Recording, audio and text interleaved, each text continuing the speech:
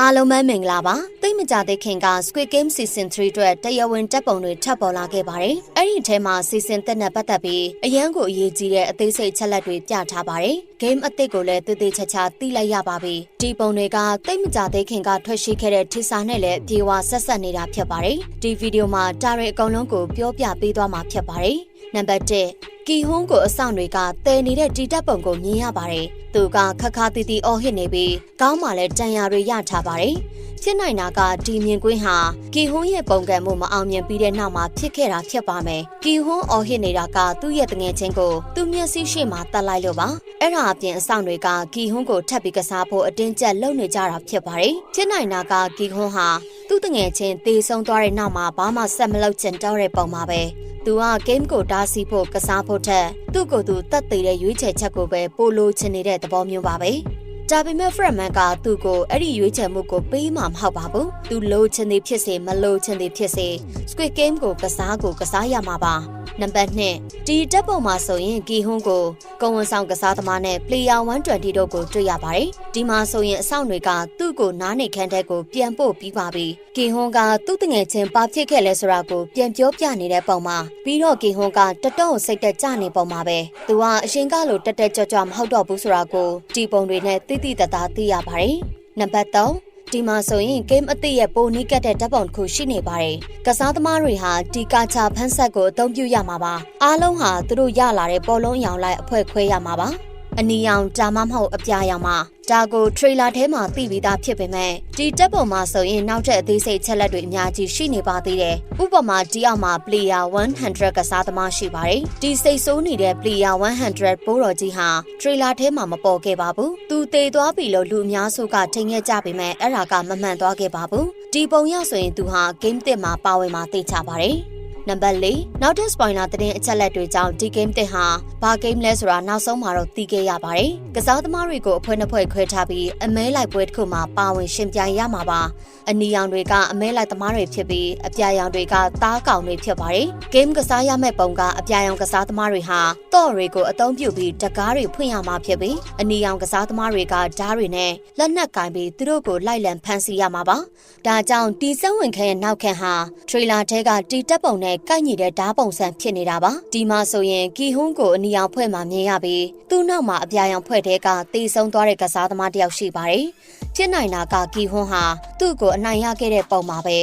နံပါတ်5ဒီတက်ပုံမှာတော့တချောင်းနဲ့ရှေ့ဖြစ်ဟော်တဲ့ဘွားတော်ကိုမြင်ရပါတယ်သူကတော့တားကောင်လောက်ရမယ့်အဖွဲ့ထဲမှာပါနေပါတယ်။သူတို့ဟာသူတို့တော့တွေနဲ့ပြေးပြီးအနီရောင်ဖွဲ့သားတွေမမေ့ခင်တော့ကိုတုံးပြီးထွက်ပြေးရမှာပါ။အဲ့ဒါကြောင့်ရှေ့ဖြစ်ဟောဘွားတော်ကထွက်ပြေးလွတ်မြောက်နိုင်ဖို့ဆူတောင်းနေတာဖြစ်ပါလိမ့်မယ်။နံပါတ်6ဒီတက်ပုံတက်မှာအဆောင်တွေရက်နေတာမြင်ရပြီးသူတို့နောက်မှာတော့ပေါက်ပုံစံရှိတဲ့ဝင်ပေါက်တစ်ခုရှိပါတယ်။ဒါက game မှာတော့တွေနဲ့တော့ cloud တွေနဲ့ဆက်နေပါတယ်ဆိုတာကိုအတီးပြုတ်ထားပါတယ်။အပြာရောင်ကစားသမားတွေဟာအချိန်မကုန်ခင်ဒါမှမဟုတ်အနီရောင်အဖွဲ့ရဲ့တတ်တာကိုမခံရခင်တော့တွေကိုသုံးပြီးတကားတွေကိုဖွင့်ရမှာပါ။နံပါတ်9 Netflix ကကိုဝန်ဆောင်ကစားသမားရဲ့ပေါ်လုံးရလာတဲ့တပ်ပုံကိုလည်းထုတ်ပြန်ခဲ့ပါတယ်။သူမဟာအနီရောင်ရခဲ့တာမို့အမဲလိုက်သမား handle အဖြစ်ပြိုင်ပွဲမှာပါဝင်ရမှာပါ။ဒါဟာသူမအတွက်တကယ်ကိုစိန်ခေါ်မှုတစ်ခုဖြစ်လာမှာပါ။ဘာကြောင့်လဲဆိုရင်သူမဟာဓာတ်ကိုအသုံးပြုပြီးအခြားကစားသမားတွေကိုတိုက်ခိုက်ရမှာဖြစ်လို့ပါသူမဟာအပြာရောင်ဖွဲက player 120လို့သူမရဲ့အရင်တငယ်ချင်းတွေနဲ့တောင်ပြန်ရင်ဆိုင်ရမှာပါ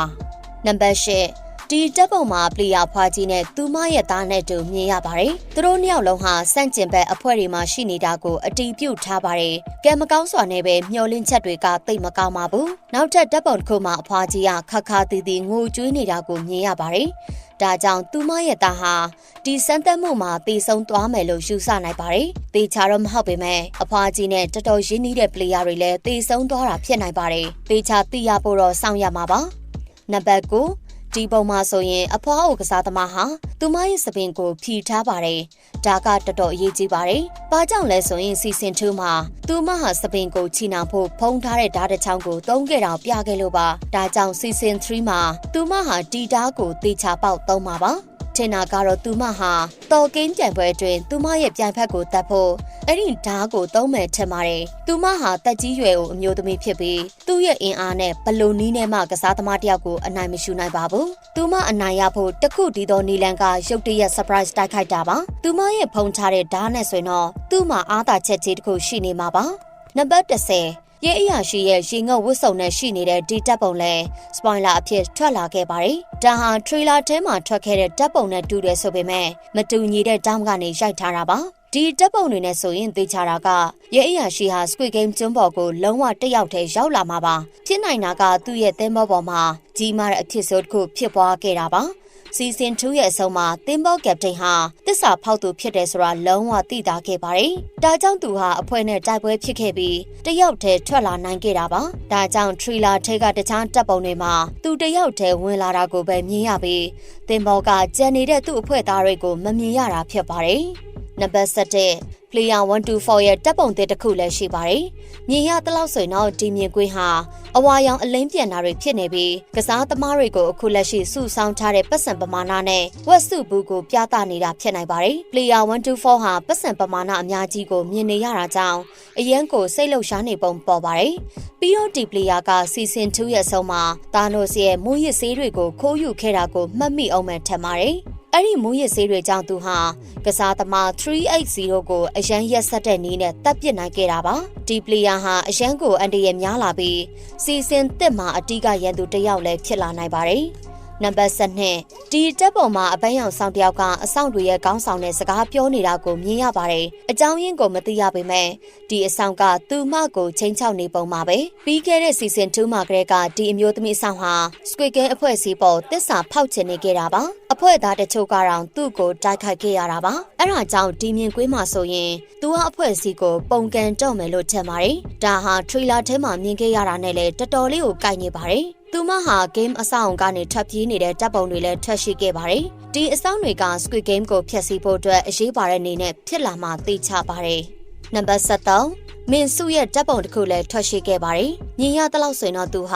ာလက်ထဲမှာတစ်ခုခုကိုဖုံးထားပါတယ်။ဒါဟာဓာတ်မဟုတ်ဘူးလို့တော့ထင်ပါတယ်။ဘာကြောင့်လဲဆိုရင်ဓာတ်ဆိုရင်တော်တော်ထင်ရှားနေရမှာပါ။မင်းစုဟာသားနို့ရဲ့မူရစ်ဆေးတွေကိုဖုံးကွယ်ပြီးယူထားတယ်လို့တော့ထင်ပါတယ်။အချက်လက်တွေကတည်ထားတဲ့လောက်ဆိုရင်တော့Player 124ကအဲ့ဒီမွေးရဆေးတွေကိုတင်ထားခဲ့ပေမဲ့မင်းစုကဘလို့နီးနဲ့ပဲဖြစ်ဖြစ်သူ့စီကနေလူယူထားလိုက်တာပါ။ဘာကြောင့်ဒီလိုထင်တာလဲဆိုရင်တော့ trailer ကြောင့်မင်းစုဟာအနီယာဖွဲ့မှာရှိပြီးအမဲလိုက်သမား handle ဖြစ်ရမယ်ဆိုတာသိထားလို့ပါ။ဒါပေမဲ့မင်းစုဟာတော်တော်လေးတတိနေပါတယ်။သူဟာအခြားကစားသမားတဦးကိုတတ်ဖို့ရဲမလုပ်ရဲပါဘူး။ဒါကြောင့်သူဟာသားနို့ရဲ့မူရစ်ဆေးတွေလိုအပ်တာပါ။အဲ့ဒီဆေးတွေနဲ့ဆိုရင်သူဟာရက်ဆက်ပြီးသူ့ရဲ့တာဝန်ကိုလှုပ်နိုင်မှာပါ။မင်းစုဟာ Player 124ကိုတတ်ဖို့တာဝန်ယူရမယ်လို့ထင်ပါတယ်။သူဟာသူ့တငယ်ချင်းအပေါ်လှုပ်ခဲ့တာအတွက်လက်စားပြန်ချေရမှာပါ။ဒါပေမဲ့သူတို့နှစ်ယောက်စလုံးကအနီရောင်ဖွဲ့ဟန်တာမှာအတူတူရှိနေတာမလို့ဒါဟာတော်တော်ခက်ခဲတယ်လို့မြင်ပါတယ်။မင်းစုလက်စားချေဖို့ဆိုရင် Player 124ကိုဂိမ်းရဲ့တခြားနေရာရောက်မှဖယ်ရှားရမှာပါ။အဖွဲ့တူနေတာမလို့ဂိမ်းထဲမှာပြန်တက်မယ်လို့တော့မထင်ပါဘူး။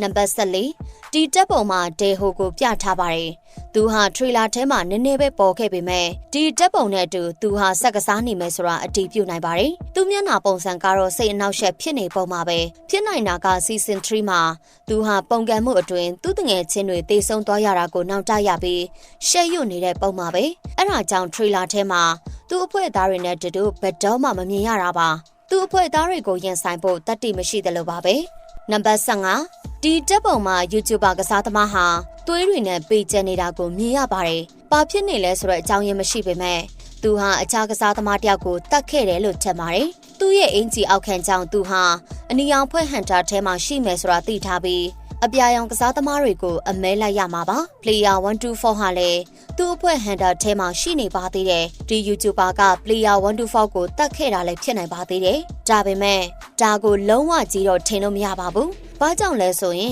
်ဒီကစားသမားကတာနို့ကိုတတ်ပြီးသားဖြစ်နေလို့ပါပဲ။သူဟာအရေးကြီးတဲ့ဇက်ကောင်တစ်ယောက်ကိုတတ်နိုင်မယ်ဆိုတာကထူးဆန်းနေမှာပါ။ထင်တာကတော့ Player 124ဟာမင်းစုအတွက်ပဲဖြစ်နိုင်ပါတယ်။ဒါတွေကတော့ Squid Game Season 3နဲ့ပတ်သက်ပြီးတွေ့ရှိခဲ့ရတဲ့စိတ်ဝင်စားစရာအချက်လက်တွေပါပဲ။ဒီ Season 3 track မှာက Netflix မှာဖြစ်ပြီးဇွန်လ29ရက်နေ့မှာထွက်လာမှာပါ။ နောက်ထပ်လည်း Squid Game Season 3နဲ့ပတ်သက်တဲ့စိတ်ဝင်စားစရာလျှို့ဝှက်ချက်တွေမလွတ်ကုန်အောင် channel လေးကို subscribe လုပ်ထားပေးပါဦးနော်နောက်ဗီဒီယိုမှာပြန်ဆောင်ရမှာရှင်ကျွန်မကတော့တင်ဆက်သူ Lady ခင်ပါ